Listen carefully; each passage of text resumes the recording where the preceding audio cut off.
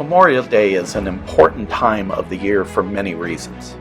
It's a time to honor the sacrifice that many military members and their families have made for the country's safety. As we see our cemeteries filled with flags and with crosses that reflect their gratitude, this is a season unlike any other Memorial Day that, for most of us, we cannot recall anything like this. For many, it's an opportunity to spend quality time with loved ones and celebrate the arrival of summer. And it's not uncommon to fill Memorial Day weekend with parades to honor the fallen, to honor their families, and trips to backyard barbecues and celebrations in many places that we have grown accustomed to going. And while this is still a difficult time, we can still honor this important day. The way we celebrate will look different this year. But we have many opportunities to celebrate together. And how those who gave what we call the last full measure of devotion, those who gave the greatest love, and even as Jesus has said, for there is no greater love than one who lays down his life for his friends. And so today we remember, and every day we remember, every day we remember, every day we celebrate. We are grateful for the sacrifice given. Even though many may not have died in conflict and battle and war, we remember those who served their country with honor, with integrity, and who now rest in peace. We celebrate their service.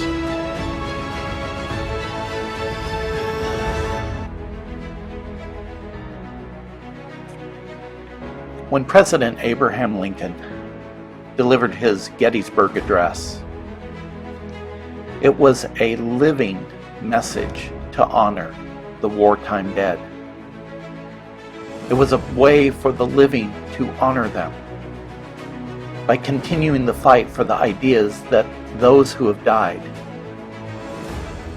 that those ideas could live.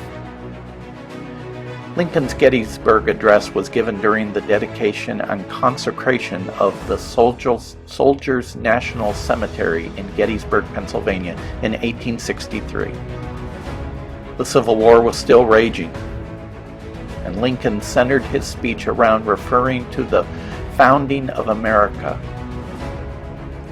before explaining that the war is a fight to preserve America's existence as a republic, and possibly the existence of America itself. And so today, we hear those words once again. There would have been a celebration and parade today at this memorial, right here. And there would have been a message from those gathered. A pastor from our community would have delivered a brief few words and a prayer, and the band would have gathered over there. The high school band would have played patriotic music. We would have processed from the park to the cemetery and then back to the park again, where all the festivities would conclude as we heard speeches and shared together our dedication to those who gave the last full measure of devotion. But that's all changed. And so today, as we hear these words of Lincoln, may they remind us that we are still in a fight. We are still in a battle. There is still division in our nation. But for those that died to preserve that nation, let us honor their memory today with the hope that we together will continue to share our values, continue to share our freedoms, and continue to help one another as we are in this battle together. Let us honor those today. Let us celebrate their lives. Not with what if or if they had only lived, but with the promise that they gave us the freedom to continue to celebrate, to continue to live with hope, to continue to worship together, to continue to help each other in this time of fear and panic and dread. Let the light of their commitment shine upon the darkness that we face. Let us hear what Lincoln said.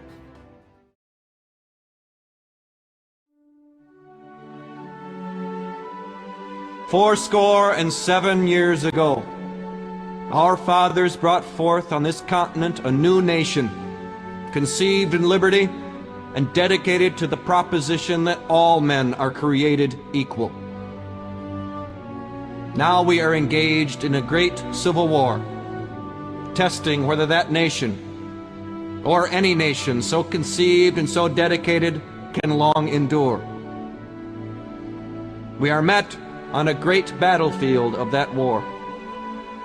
We have come to dedicate a portion of that field as a final resting place for those who here gave their lives that that nation might live.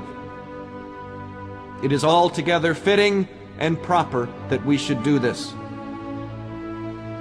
But in a larger sense, we cannot dedicate, we cannot consecrate, we cannot hallow this ground. The brave men, living and dead, who struggled here, have consecrated it far above our poor power to add or detract. The world will little note nor long remember what we say here, but it can never forget what they did here. It is for us, the living, rather, to be dedicated here to the unfinished work which they who fought here have thus far so nobly advanced. It is rather for us to be here, dedicated to the great task remaining before us, that from these honored dead we take increased devotion to that cause for which they gave the last full measure of devotion. That we here highly resolve that these dead shall not have died in vain.